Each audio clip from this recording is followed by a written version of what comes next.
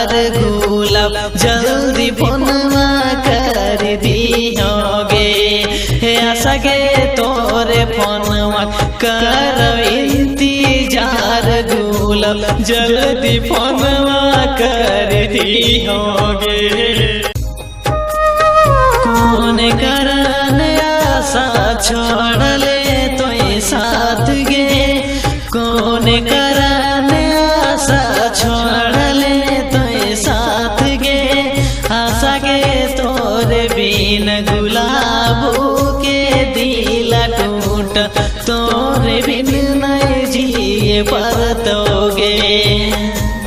आशा के तोरे बिन गुलाबो के दिल टूट, तोरे बिन नहीं रह परतोगे। मंडला में बैठल गुलाब आँखिया वैलो रगे, मंडला में बैठल गुलाब आँखिया वैलो रगे।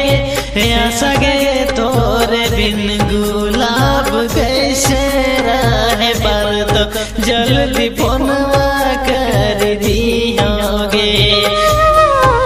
95 25 55 44 93 गे, 95 25 55 44 93 गे। आशा गे तोरे फोनवा करो इंतजार गुलाब जल्दी फोनवा कर दियोगे।